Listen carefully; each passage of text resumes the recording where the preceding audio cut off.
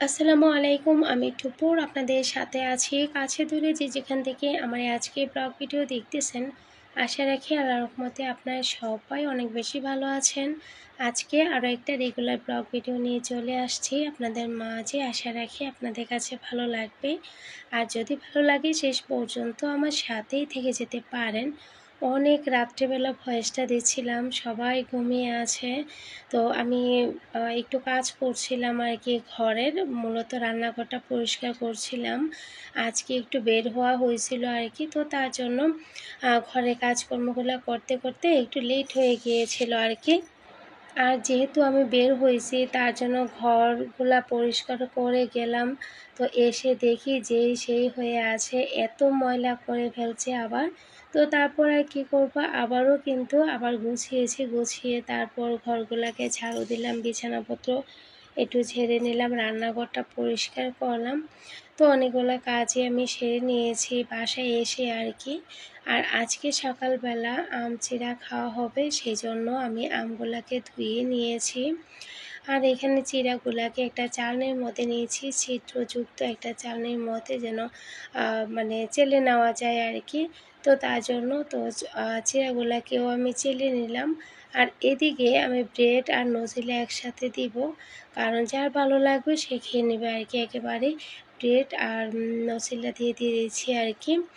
আর যে কি বলে, ব্রেডের পিসগুলো বেশ বড় বড়, তো বড় হওয়াতে দুইটা পিস খেলেই মনে হয় যে পেট ভরে যাচ্ছে আর কি, বা পেট ভরে গিয়েছে।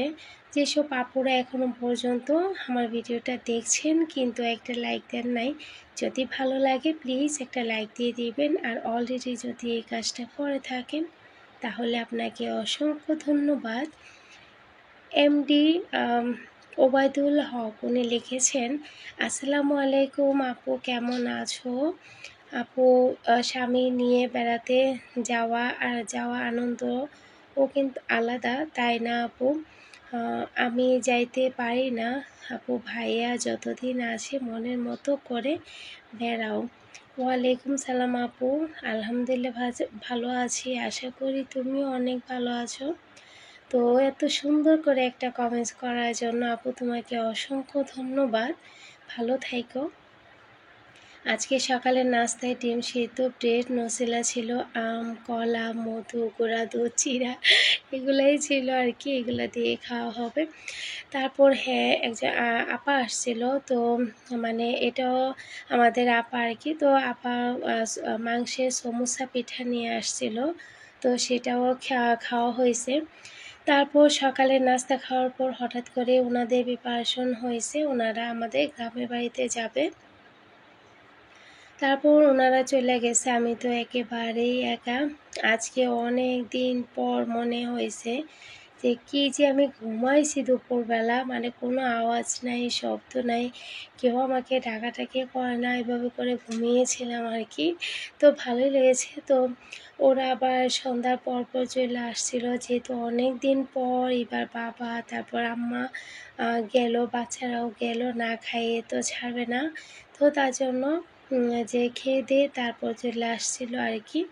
আর এখানে ওরা যাওয়ার সময় আর কি খুবই সুন্দর কিছু মুহূর্ত, নতুন ব্রিজ করা হয়েছে। তো এর আগে কিন্তু শুধু নৌকা দিয়ে যাওয়া হতো, তো এখনও যাওয়া যায়, রাস্তা রেখেছে, কিন্তু ব্রিজটা হওয়াতে খুব তাড়াতাড়ি হয়েছে, মানে ভালো হয়েছে। আমরা তাড়াতাড়ি মানে গ্রামের যে বাড়ি আছে সেটার মধ্যে পৌঁছাতে পারি, তা না হলে নৌকা দিয়ে যেতে হতো আর কি। বাংলাদেশি ব্লগার মুনিয়া মৌ উনি লিখেছেন, আপু তোমার মুখে আমার নামটি শুনে অনেক ভালো লেগেছে আমার। তুমি অনেক অনেক ভালো থেকো। তুমি আপু তুমি আসলে আমার লক্ষ্মী আপনি, তোমার কথা এবং কাজ দেখলেই বোঝা যায় তুমি কতটা লক্ষ্মী। অসংখ্য ধন্যবাদ আপু, এত এত সুন্দর করে আমাকে কমেন্টস করার জন্য। অনেক ভালো থাইকো।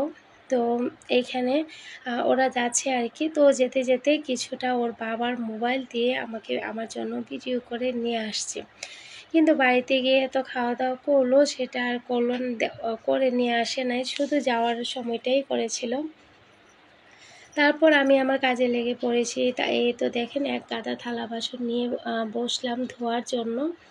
আর ঘরগুলা ওরা যখন চলে গেছে, সবগুলা ঘর একদম ভালোভাবে পরিষ্কার করে মুছে টুছে মানে একেবারে মানে পরিষ্কার করে রেখেছি আর কি। তারপর রান্না করে আসছি। ঘর গোছানোটার ভিডিও করে নেই, কারণ প্রচণ্ড পরিমাণে গরম লাগতেছে। তো এখানে থালা বাসনগুলো আগে ধুয়ে নিই। বেগম স্মুথ সুলতানা আপু লিখেছেন, অনেক অনেক সুন্দর হয়েছে, অসংখ্য ধন্যবাদ আপু, অনেক বেশি ভালো থাইকো। তো এই তো থালা বাসন যা যা আছে সব কিছুই আমি ধুয়ে নিচ্ছি। তো আমি প্রত্যেকবারই বলি তোমাদের খাওয়া দাওয়া শেষ হলে তারপর আমি খেতে বসবো, কারণ টেবিলটা যদি না গুছিয়ে খাইতে বসি, তাহলে দেখা যায় কি আবার দৌড়াইয়া উঠতে হয়। তার জন্য টেবিলটা আগে গুছিয়ে তারপর খেতে বসি আর কি। তো এখানে যে থালা বাসনগুলা ঘরগুলা পরিষ্কার হয়ে গেছে, আমার জন্য একটু কফি করে নিলাম। কফিটা এখন বসে বসে খাবো। তো খাওয়ার পর যে শুয়ে থাকবো। তো অনেকক্ষণ ঘুমিয়েছিলাম আজকে। তো এখানে আমি মাংসগুলাকে ধুয়ে নিব। তো ধুয়ে নিচ্ছি বারবার করে, মাংসগুলো আমি ধুয়ে নিচ্ছিলাম। তো যে কি বলে, যতই ধুচ্ছি না কেন মনে হচ্ছে কি হালকা হালকা একটু পানিটা মানে গোলাটে বা চর্বির কারণে মনে হয়, এটা বোঝা যায়। বেশি একটা চর্বি না, তারপর গরুর মাংস ধুলে মনে হয় এরকমই একটু পানিটা আর কি লাল লাল আর কি। তো যতক্ষণ পারলাম ভালোভাবে ধুয়ে নিয়েছি, তারপর নিয়ে আসছি রান্নাবান্না করার জন্য। এখানে গরুর মাংস রান্না করতে যা যা লাগে সব কিছু দিয়েছি, আদা বাটা, রসুন বাটা, হলুদি গুঁড়া, মরিচা গুঁড়া, জিরা গুঁড়া, ধনিয়া গুঁড়া, স্বাদ মতো লবণ, এলাচি, দারচিনি, তেজপাতা দিয়েছি। তারপর এখানে আদা বাটা, রসুন বাটা তো দিলামই, স্বাদ মতো লবণ দিয়েছি। এই তো আস্তে আস্তে কষানো হোক। আর হ্যাঁ, পেঁয়াজ বাটা দিয়েছি। তো যাই হোক, যে কি বলে, নাড়াচাড়া দিয়ে নিচ্ছিলাম আর কি। আকলিমা আক্তার আপু লিখেছেন, আসসালামু আলাইকুম আপু, তোমার ভিডিও আমার ভালো লাগে, অসংখ্য ধন্যবাদ আপু। ওয়ালাইকুম সালাম আপু, আমার ভিডিও যে তোমার কাছে ভালো লাগে সেটাই তো অনেক কিছু। তো এখানে হচ্ছে গিয়ে আলুগুলাও ছিলে আমি দিয়ে দিলাম। দিয়ে এখানে আমি একটু ম্যাঙ্গো জুস বানাচ্ছিলাম। জান্নাত আর জীবন আপু লিখেছেন যে, আসসালামু আলাইকুম আপু, কেমন আছো আপু? আশা করি ভালো আছে, সব মিলিয়ে অনেক সুন্দর হয়েছে, ভালো থেকো, আল্লাহ হাফেজ। অসংখ্য ধন্যবাদ আপু। ওয়ালাইকুম সালাম আপু। তো এখানে আমি যে ঠান্ডা পানি মেশাচ্ছিলাম, ঠান্ডা পানি বেশি একটা ছিল না। তো জুসটা আমি এখন গ্লাসে নিয়ে নিব। এমনিতেই ওরা আসছিল আর কি। তো আমি ভাবছিলাম ফ্রিজে রেখে দিব, খেতে আরও বেশি ভালো লাগবে। তো তারপর দেখি কি ওনারা হাজির। তারপরে এই গ্লাসের মধ্যেই ধুতে হলো না, এমনিতে তো রাখলে ঢেলে তারপর রাখতাম। তো আর কি একটুখানি কাজ বেঁচে গিয়েছে। তো এই তো ম্যাঙ্গো জুস রেডি হয়ে গেছে।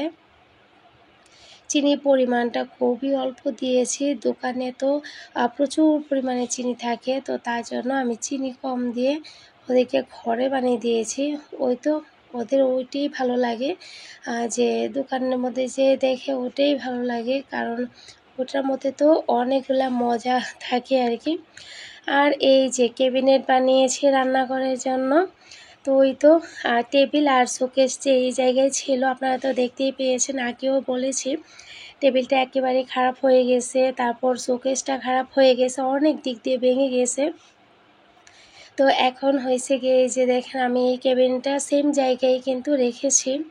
তো কীরকম হয়েছে অবশ্যই আমাকে জানাবেন। তো এ আর কি। আর এখানে আমার ভাইটাকে বললাম একটু দরজাগুলো ভালোভাবে খুলে দেখায়।